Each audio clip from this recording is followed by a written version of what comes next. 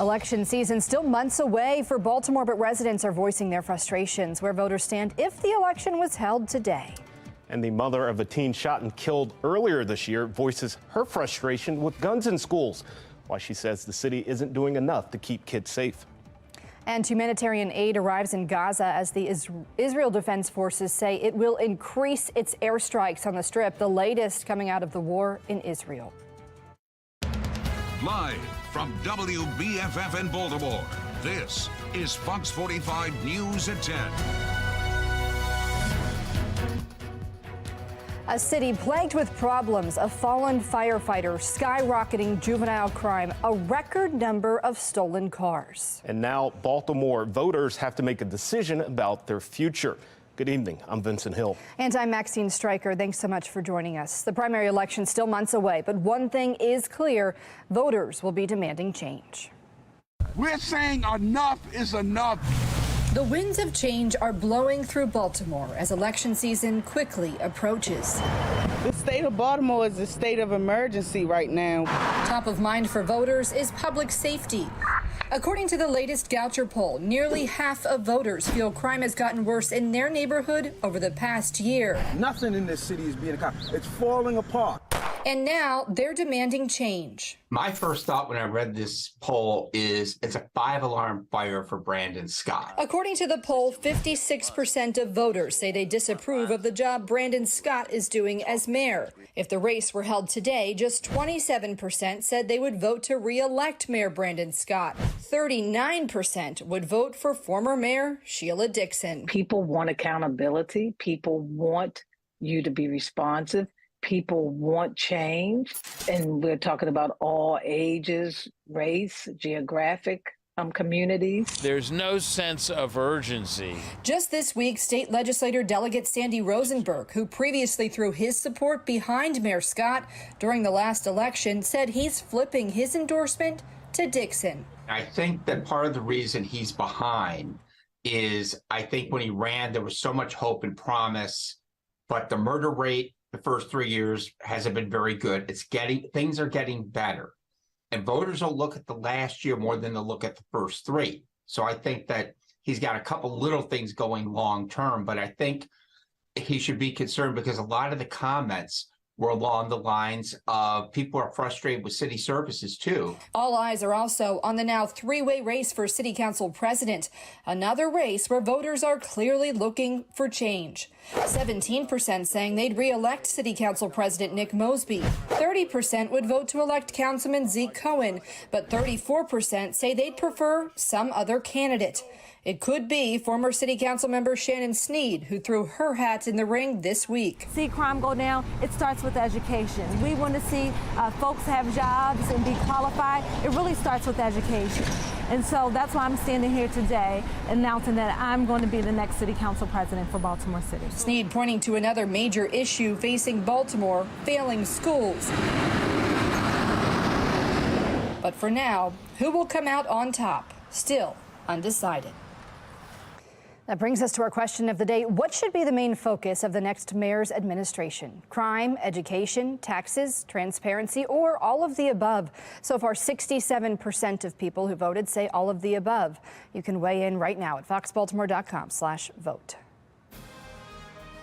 And you can join us next Tuesday, October 24th, for a town hall focused on public safety and criminal justice. It starts at 7 inside the bilingual Christian Church of Baltimore. Mayoral candidate Sheila Dixon will join a panel of public safety experts to answer your questions about the crime fight in Baltimore.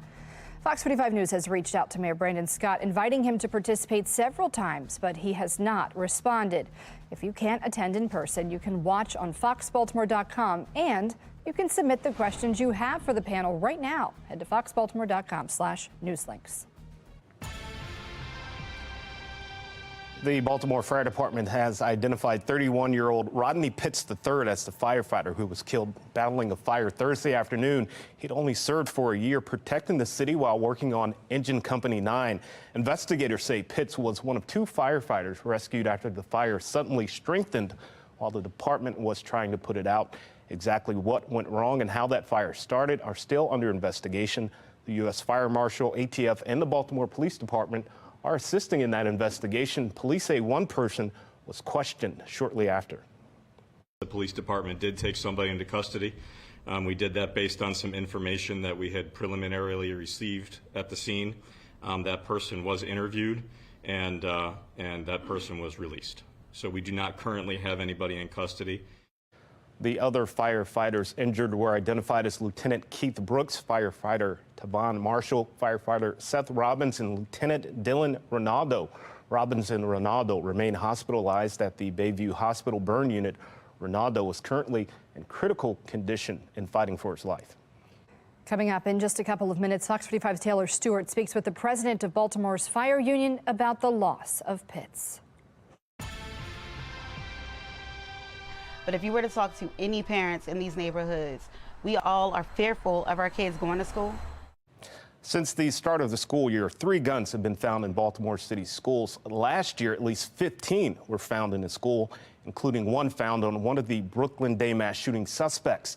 The mother of 16-year-old Isaiah Carter, shot and killed outside of Patterson High School, sat down with me about why she feels the city still hasn't done enough to keep Baltimore children safe in and around schools. Walk me through that day when you found out about Isaiah. How did you find out?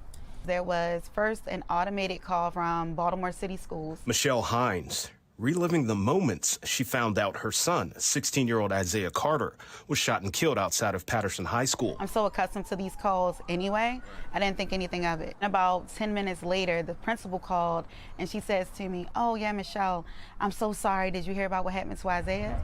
Did you talk to the mayor after Isaiah was killed? Yes, he apologized for my loss.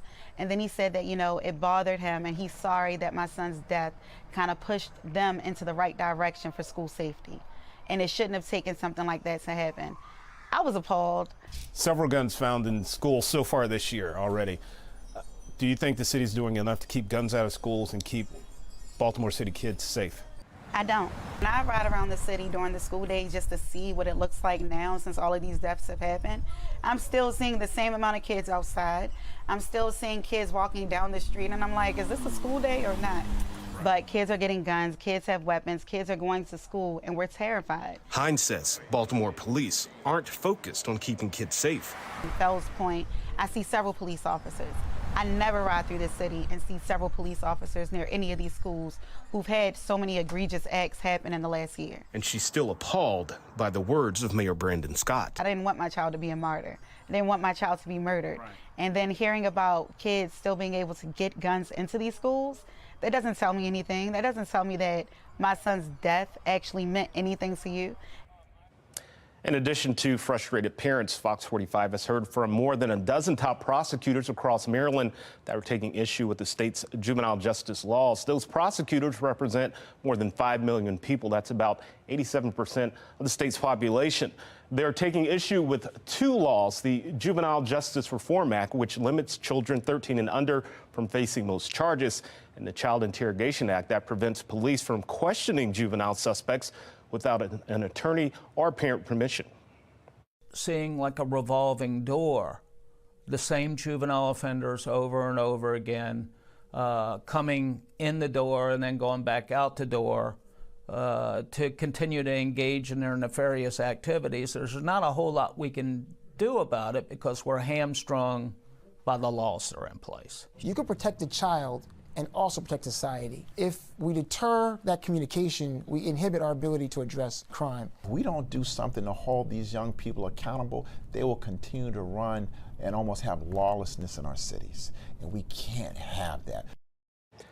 House Speaker Adrian Jones and Senate President Bill Ferguson are 2 of the most powerful lawmakers in Annapolis. If you want to contact them about public safety, their numbers and email addresses are on your screen.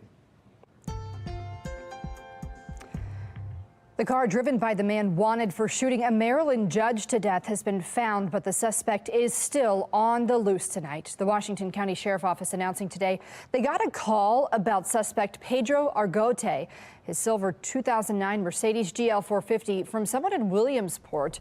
Police have not searched the vehicle, but said they do have a search warrant. Argote is wanted in connection with the attack on Circuit Court Judge Andrew Wilkinson, who was shot in his Hagerstown driveway Thursday night. The 52-year-old later died at the hospital. Police do believe it was targeted. This was a targeted attack on Judge Wilkinson. Being a judge is not an easy job, and unfortunately, we saw last night when things can, one of the worst things that can ever happen. Well, Argote is believed to have killed the judge as an act of revenge after Thursday. Judge Wilkinson signed papers finalizing Argote's divorce, ordering child support payments and awarding sole custody of Argote's 4 children to his ex-wife. He is described as 49 years old, 5'7", weighing 130 pounds, with black hair and brown eyes. The U.S. Marshals Service is offering a $10,000 reward for any information leading to his arrest. Tonight, Fox 45 continues our coverage on the war in Israel. The Israel Defense Force Chief of Staff told commanders today that the military will enter the Gaza Strip and initiate an operation to take out Hamas, but he didn't provide a specific time frame. An IDF spokesperson also saying the military is beginning to increase its airstrikes in Gaza. It comes as the first convoy of humanitarian and aid trucks were allowed to enter the Gaza Strip from Egypt. The 20-truck convoy included medicine and food, but no fuel. Right now, you're taking a live look outside our region with the Inner Harbor on the right and Towson on the left. It's truly beginning to feel like fall outside with some chilly temperatures today. Let's bring in meteorologist Jasmine Lomax to see how the rest of the weekend is shaping up. Thanks. It was certainly much cooler than the nice 70s that we've been dealing with, but it was also very breezy. Unfortunately, tomorrow, cooler temperatures, and it's also going to be breezy again. Across the state, temperatures are mainly in the 50s. Numbers are quickly falling with a few clouds. We're nice and dry, but you can see toward western Maryland, there are a few showers, and overnight, that rain continues to push toward the Baltimore area. So you may be waking up to a little bit of ponding in the morning, possibly some wet roads. But the good news is that the day will not be a washout. So over the next 8 hours, temperatures will gradually fall to the upper 40s and the low 50s. Expect a cool start to the morning and possibly a few showers. Then by the afternoon, rising temperatures and breezy conditions. I'll have a closer look at what you can expect for Sunday and when we'll have our next warm up and my Weather Authority forecast. Back to you. Coming up on Fox 45 News at 10, universities across the country losing donors over the administration's response to the war in Israel. The schools facing backlash. And more Baltimore residents becoming victims as car thefts continue to surge. A look at one of the city's impound lots as Fox 45 continues to demand solutions. And next, Baltimore's mourning the death of another firefighter. We hear from the Baltimore Fire Union president as frustrations over department funding are reignited.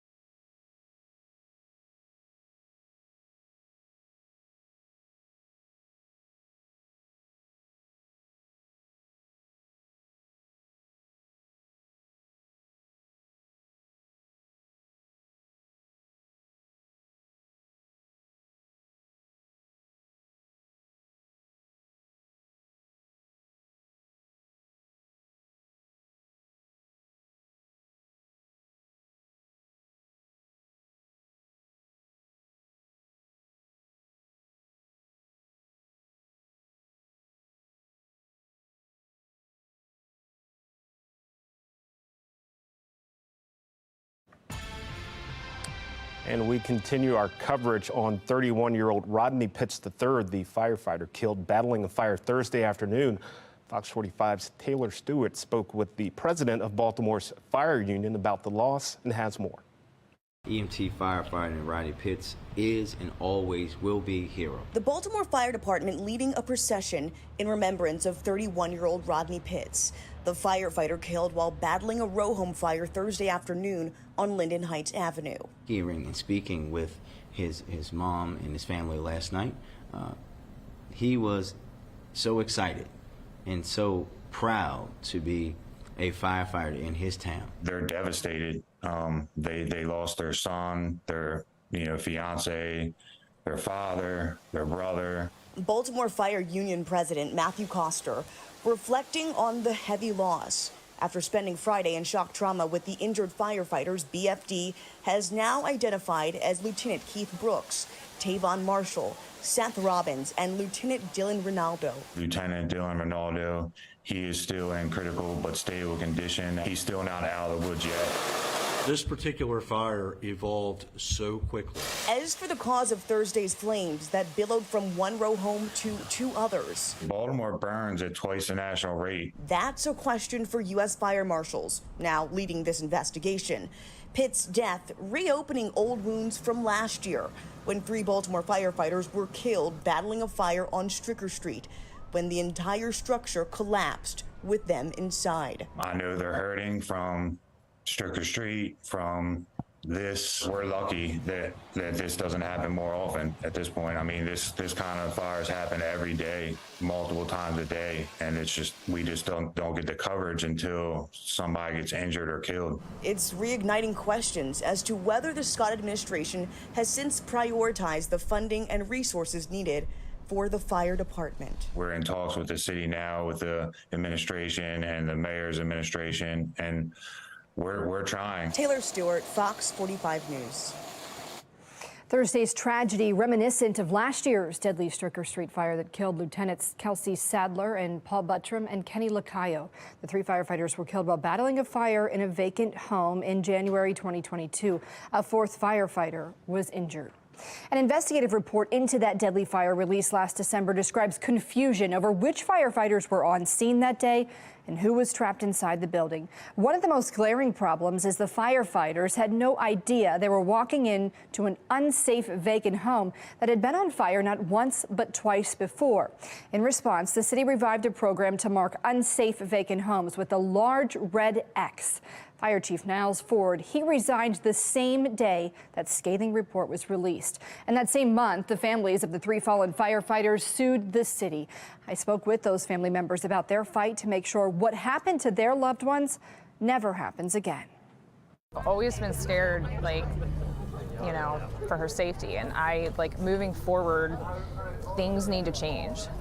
These homes should not be standing the way that they are. I don't know if anything will help. We're never going to get her back, any of them. But it's going to save other families from having to deal with it later. I relive these moments every single day. Every day. And it doesn't get any better. Now, I also spoke with the firefighter who was hurt but survived the Stricker Street fire, John McMaster. And then you're left knowing that they weren't able to get everybody out.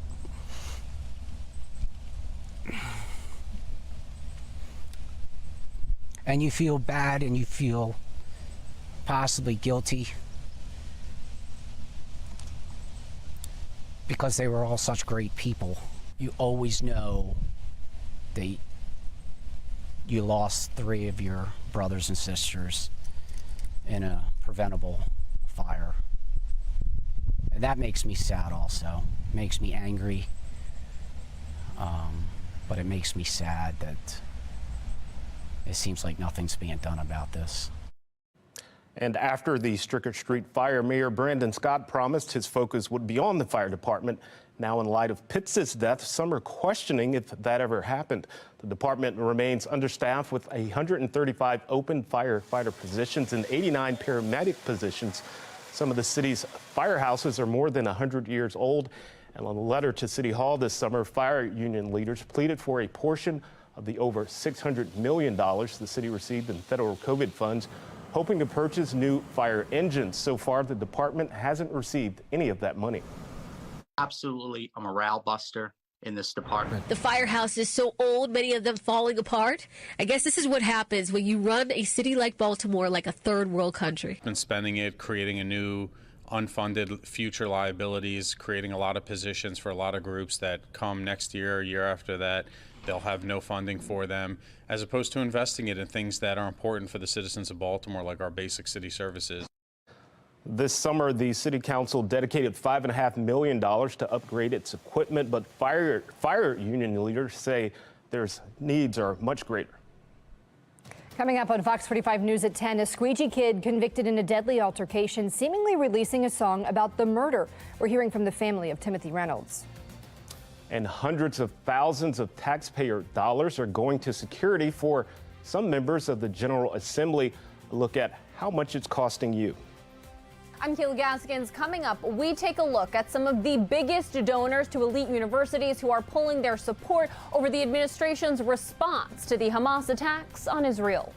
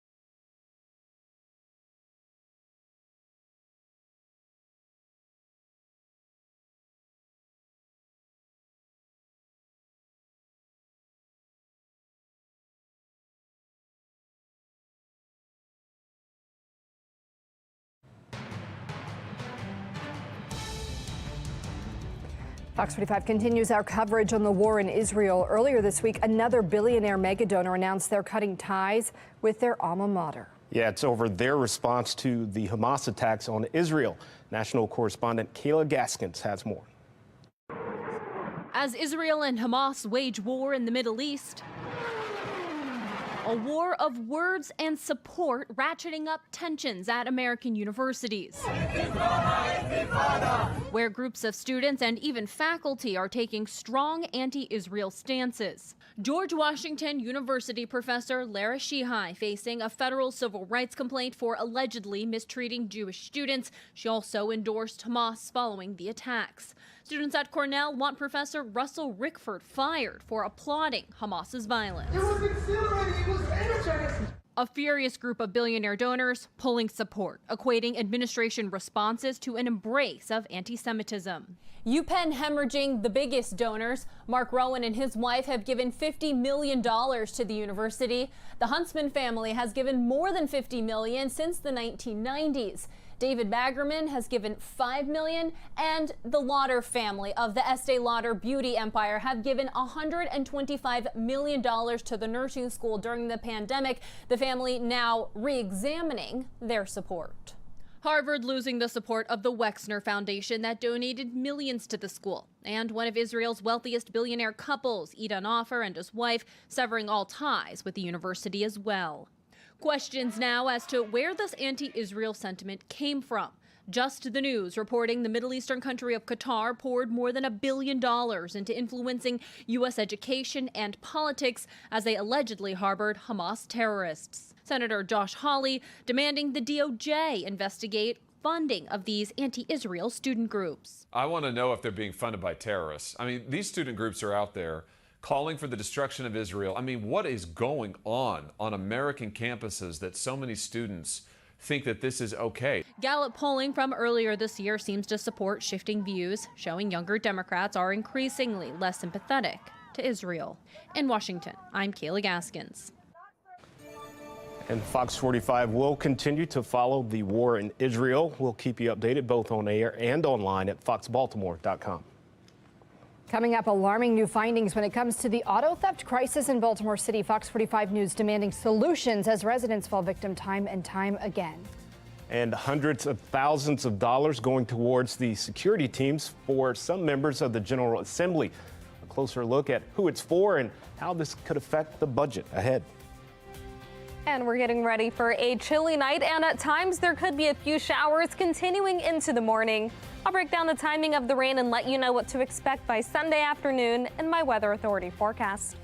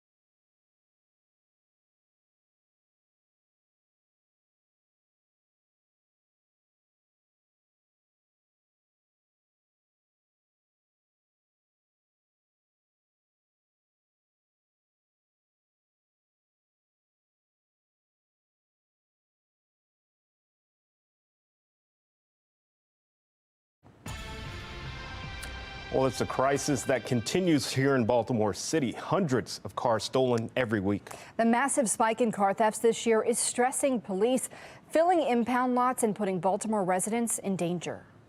To give you a visual of the magnitude of this car theft problem, we're here at a car dealership, which I'm told has about 100 cars for sale at any one time. So let's do some math. With more than 8,500 cars stolen in Baltimore City so far this year, that's like this entire lot getting swiped 85 times. And take a look at this, a bird's eye view of the Baltimore City impound lot. Hundreds of those stolen cars are towed here after they're recovered by police. Yeah, Fox 45's Amy Simpson has the latest as she looks into what happens after cars are stolen. Baltimore City declined our request for a tour of the main impound lot, so we sent up our drone to get a look from above. A graveyard of cars. Rows and rows of vehicles seen here at the Baltimore City impound lot. The lot sandwiched between Pulaski Highway and 895 in East Baltimore. This week, our drone seeing some cars in rough shape, evidence of a crash, mangled or missing windows. Others just a shell of what they once were. From the sky, seeing piles of tires and even a few boats. Also watching as more cars were towed in. According to Baltimore City's Department of Transportation, 3,076 vehicles sit inside impound right now, and nearly 20% of them, 584 of those vehicles, previously stolen. It did take multiple days where I had to take hours off in the middle of the day just to take care of something, whether it be paperwork or going to the impound and waiting in line with the whole Baltimore public that was also waiting for their cars. In recent months, some of the region's car theft victims sharing the uphill battle to get back on the road. Some speaking about their experience at the Pulaski impound lot. In the impound, the Baltimore City impound lot, if you do visit it, you'll notice that there's like sections specifically for Hyundais and Kias that were smashed, and I'm just lucky that my vehicle wasn't one of those. The city tells Fox 45 News it takes a, quote, median of 14 days for owners to get stolen cars out of impound. And to help expedite their release, the city says it lifted all fees associated with car theft, adding no appointment is needed to retrieve a stolen vehicle. And in a, quote, best case scenario, a stolen car can be released same day with the correct documentation. I mean, there's no reason why your car should be held hostage for 30 days in the impound. But this Baltimore County woman described a weeks-long ordeal, saying she resorted to paying her thieves 2 speeding tickets to free her car from city impound. I had to go online and pay it, $80. And now I have to go to jump through hoops to try to get them to give me my $80 back. And the latest data from Baltimore police reveals more than 8,800 cars have now been stolen in Baltimore City since January 1st. At this rate, Baltimore will likely see more than 10,000 cars stolen before the calendar even reaches December. In Baltimore, Amy Simpson, Fox 45 News. And our investigation into Baltimore's stolen car crisis also revealed a massive pile of dirt bikes and ATVs inside that impound lot. Now, this aerial view shows dirt bikes piled on top of each other with grass and trees growing around them. It's a reminder of a problem that's plagued Baltimore City roads, intersections, and neighborhoods for years. Lifelong Baltimorean Reverend P.M. Smith spoke to Fox 45 about just some of what he's witnessed over the years. When they come into the neighborhood, number one, the dirt bikes are loud. Number two, they play music that's loud. It'll be 50 at a time rolling through the block, jamming up intersections, and it appears as if these young folk don't care because they have no fear of being stopped or held accountable. Baltimore police say 111 dirt bikes and ATVs have been seized so far this year. A spokesperson for the department telling Fox 45 if a dirt bike is stolen, it's returned to the owner. But if the bike or ATV was used on the streets illegally, then it's up to the city solicitor to determine if it's returned to the owner. And if you have a story about a stolen car or know someone who's been impacted by the spike in auto thefts, we want to hear about it. Just scan that QR code on your screen and tell us what happened, or send us an email at news@foxbaltimore.com.